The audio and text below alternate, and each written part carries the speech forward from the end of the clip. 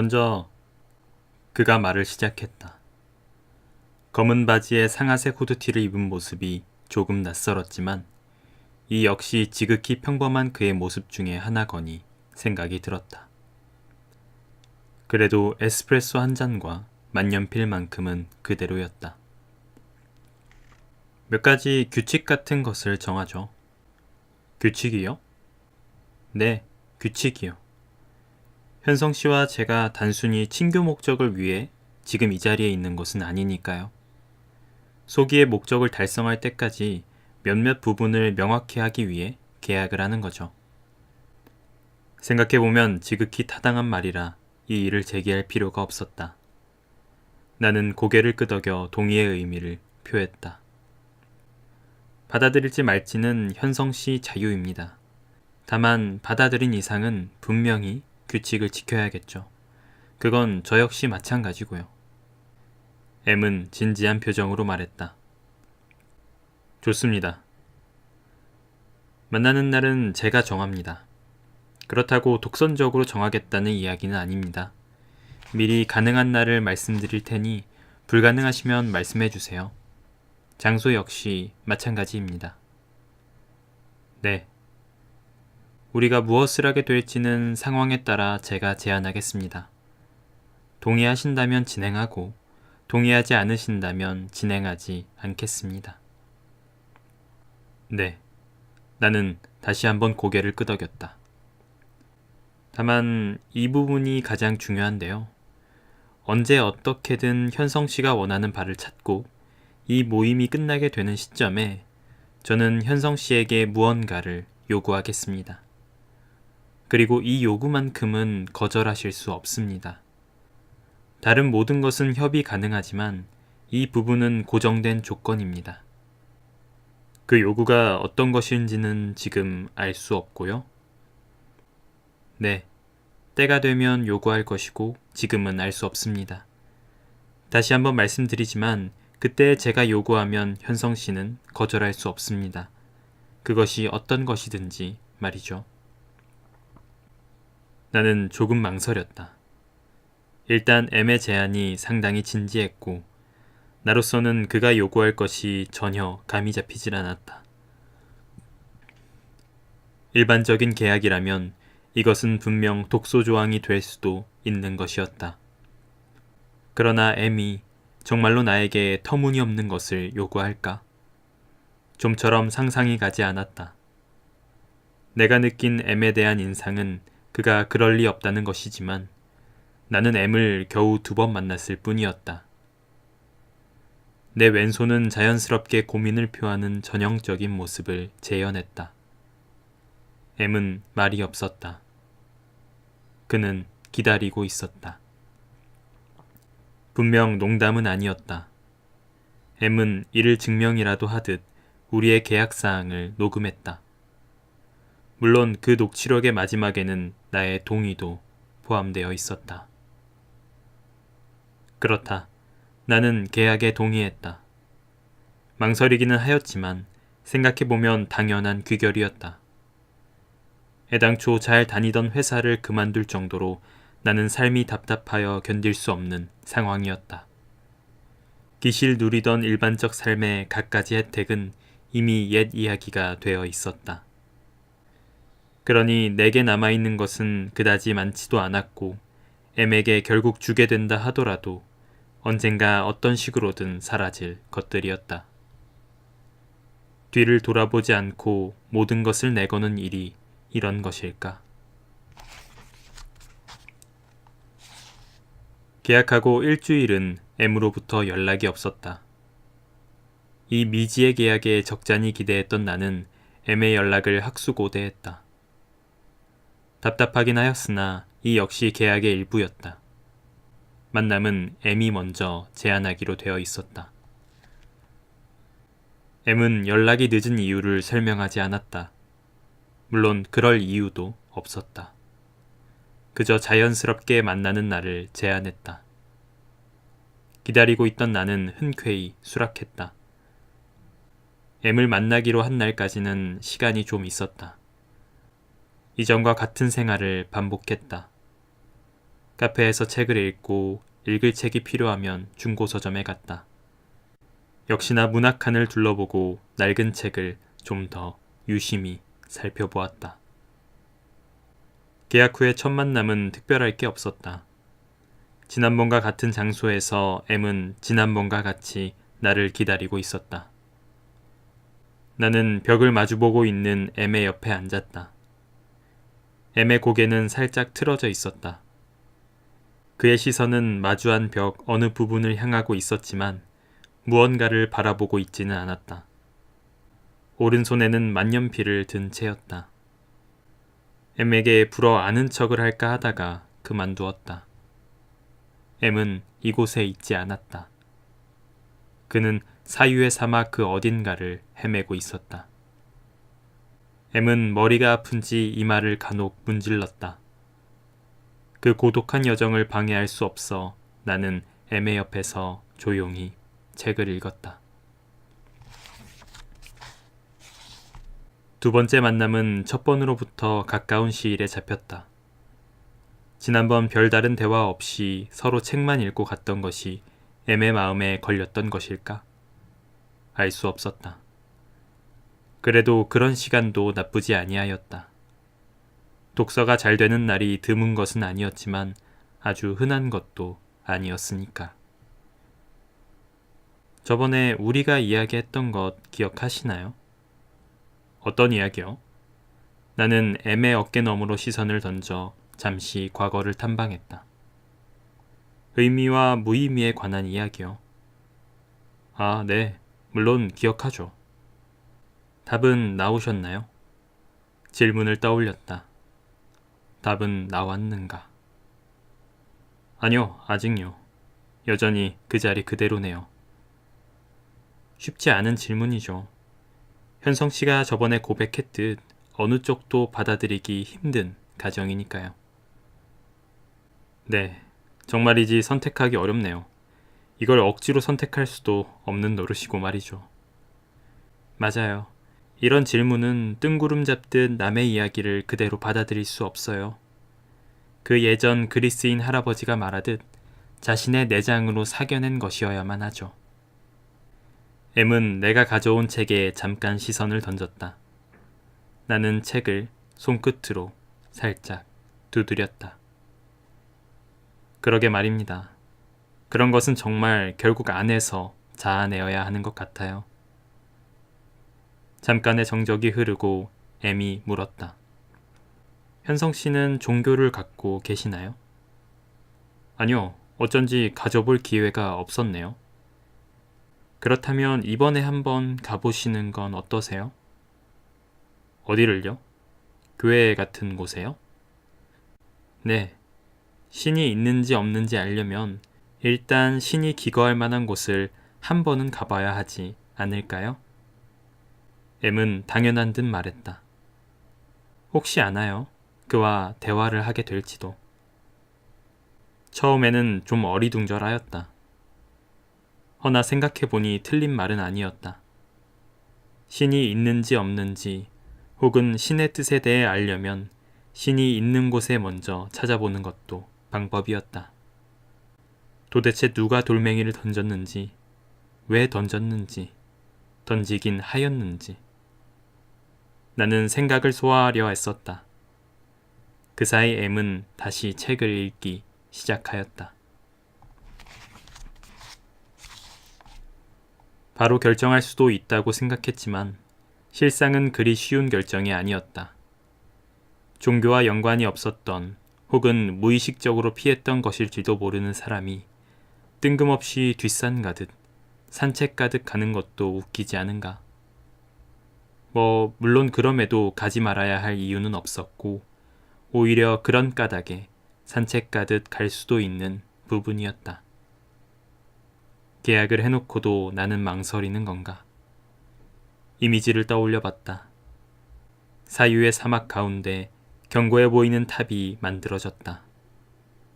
언젠가 본 것 같기도 했다. 이번 주 목요일 저녁에 뭐 하세요? 자리에서 일어나며 M이 말했다. 특별한 일은 없네요. M이 쪽지를 건넸다. 한 교회 주소였다. 정문으로 들어가 3층으로 올라가면 대예배당일 거예요. 조용한 저녁 시간에 적당히 어두워서 혼자 있기에도 나쁘지 않은 곳입니다. 나는 말없이 M이 준 쪽지를 들여보았다. 이게 맞는 걸까? 고개를 갸우뚱하는 사이 M이 말했다. 모르죠. 하지만 확실한 건 가보면 이게 맞는지 아닌지 알 가능성이 있지 않을까요? 의자에 앉은 것만으로는 모든 걸 내장으로 사겨낼 수 없어요. 순간 나는 내가 소리내어 말했나 되짚어 보았다. 방금 전 일이었는데도 확실하게 기억이 나지 않았다. 그것이 우연이든 아니든 너무나 타이밍 좋은 M의 말에 나는 조금 웃었다. 그래, 의자에 앉아서는 창밖에 내리는 빗방울의 산뜻함을 느낄 수 없다.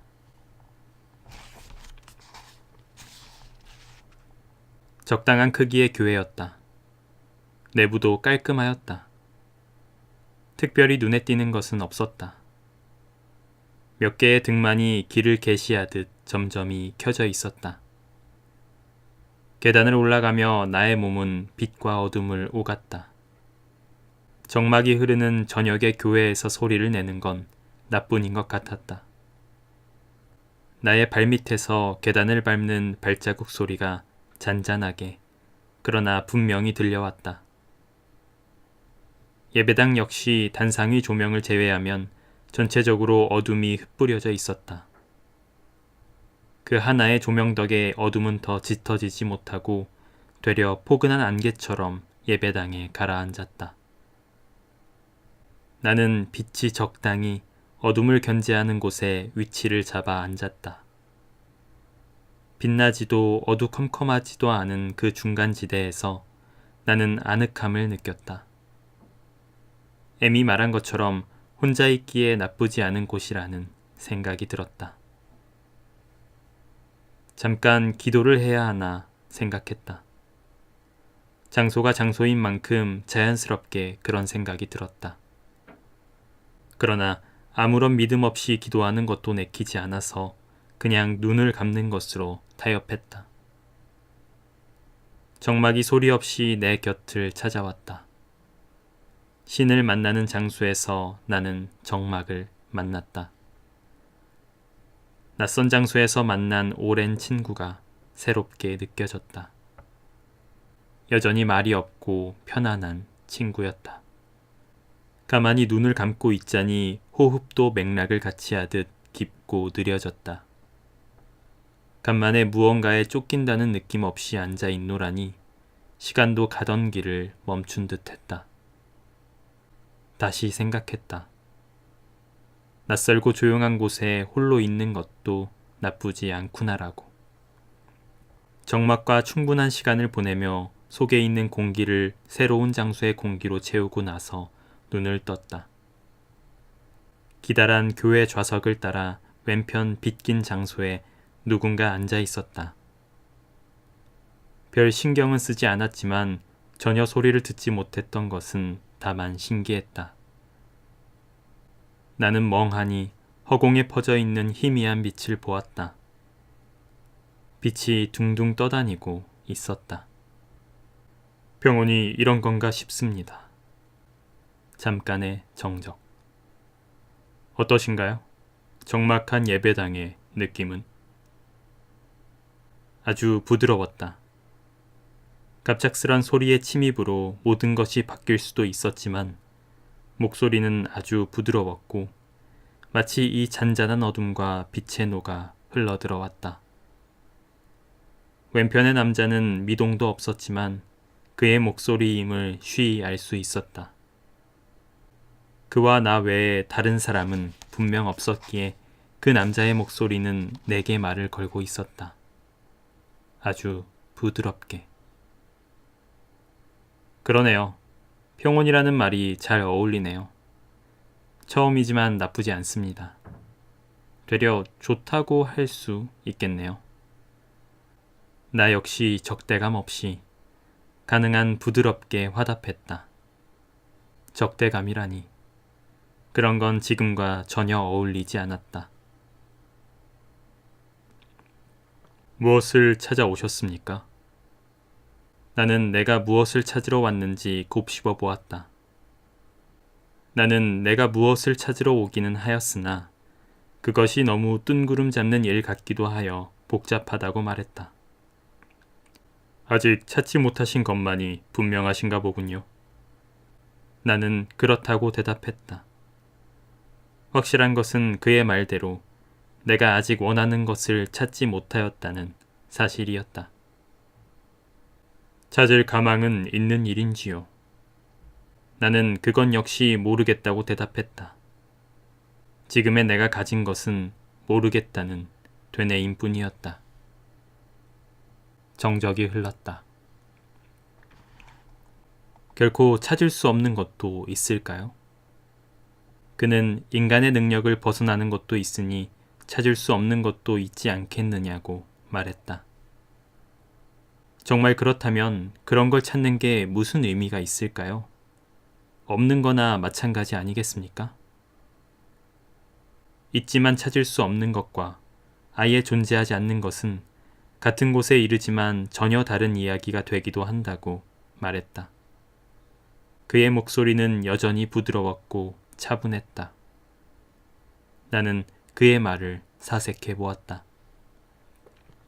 같은 곳에 다다르면서도 다른 길로 나뉘는 분기점에는 무엇이 있는 걸까요? 그는 빛의 근원 아래 위치한 자신의 신을 바라보았다. 확신, 신념, 혹은 믿음. 불리기에 따라 다르다고 그는 말했다. 이 부분에서 그의 목소리에 힘이 들어갔다. 미세하지만 분명하게. 작은 숨결에도 녹아 없어질 만큼 작은 눈송이가 가진 냉기처럼. 나에게 그런 확신, 신념, 혹은 믿음이 있는가? 아직이다. 나는 여전히 갈래길 위에 서서 갈 곳을 정하지 못하고 헤매고 있었다. 확신, 신념, 혹은 믿음. 나는 소리내지 않고 입술을 움직여 말해보았다. 순간이기도 영원이기도 한 시간이 흘렀다. 그가 일어났다. 형제님, 이렇게 부르는 걸 부디 용서해 주시길 바랍니다. 제게는 가장 자연스러운 호칭이라 그렇습니다. 그가 정중하게 말했다. 형제님이 찾는 것이 제가 찾던 것과 같지 않을 수도 있습니다. 그리고 형제님이 갖게 될 확신이 제 믿음과 다를 수도 있겠지요. 혹여나 형제님이 가시는 길이 저와 같아 도움이 필요하시거든 언제든 다시 찾아오시길 바랍니다. 설령 그 길이 저와 같지 않더라도 다만 굳은 확신을 가지시고 걷게 되시기를 진심으로 바라며 앞으로의 형제님의 길을 축원합니다. 아멘. 그가 작은 소리로 말했다. 그는 내게 묵례를 하고 어둠 속으로 걸어 들어갔다. 그의 형체가 흐려지는 마지막 순간 그가 살짝 몸을 틀어 한마디를 보탰다. 참, M에게도 안부 전해주시길 바랍니다. 그 역시 그가 걷는 길에 축복 있기를. 그는 멈춘 걸음을 재개했다. 조용히, 그러나 이번에는 그가 가는 소리를 들을 수 있었다. 그가 가고 나서 나는 그가 바라보았던 곳을 잠시 바라보았다. 눈을 감았다. 자리에서 일어나 집으로 향했다.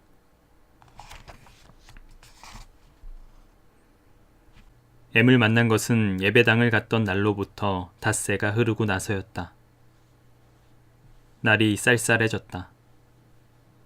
역시나 M이 미리 와 있었다. M은 옷을 여러 겹 껴입고 있었다. 왜소한 체구 탓인지 마치 옷더미에 쌓여있는 것 같기도 했다. M은 이번에는 벽을 마주보고 앉아있지 않았다. 좌석이 2개인 테이블에 혼자 앉아 휴대폰을 하고 있었다. M이 휴대폰을 가지고 놀고 있는 모습이 다소 낯설었다. 그동안 무심결에 내가 M을 노는 거라고는 전혀 모르는 심심한 인간으로 봤던 건지도 모르겠다는 생각을 했다. 그렇게 생각하고 나니 역시 전혀 낯설지 않게 보이기도 했다. 내가 그의 자리로 다가가자 M도 내가 왔음을 눈치채고는 내게 앉으라는 손짓을 보냈다. 뭘 그리 열심히 쳐다보고 계셨어요? 뭐 그냥 일상의 대화였죠. 별것 아닌 그래도 간혹 재미있는. M은 여전히 웃으며 대답했다. 나도 덩달아 웃음이 배어나왔다. 그래서 신은 만나셨나요? 아니요.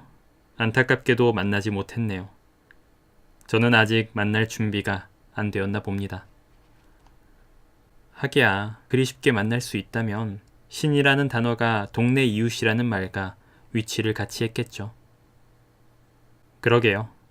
실은 그러한데 어쩌면 우리가 알아차리지 못하는 걸지도 모르지요. M과 나는 보기에 시답지 않은 농담을 나눴다. 아, 그리고 그분이 안부 전해달라 하시던데요? 누구요? 신이요? M은 무슨 말인지 모르겠다는 듯 대꾸했으나 나는 그의 눈가와 입꼬리에 머금어져 있는 장난기를 보았다. 어라? 신이셨나? 내가 웃었고 M도 따라 웃었다. 그날 우리는 모처럼 많은 이야기를 나눴고 많이 웃었다. 대부분은 책 이야기였다. M이 말하는 책을 다 읽어본 것은 아니지만 제법 겹치는 책도 있었다. 우리는 이런저런 책의 큰 주제부터 아주 사소한 부분까지 다양하게 이야기했다. 지나간 항해에 대한 기억이 새록새록 떠올랐다. 지나온 책길을 되짚어보는 것도 참 즐거운 일임을 깨달았다. 나는 메모장에 M이 말했던 책을 몇 개 적어 집으로 돌아왔다. 세상에 여전히 읽을 책들이 무더기처럼 쌓여 있다는 사실이 즐거웠다.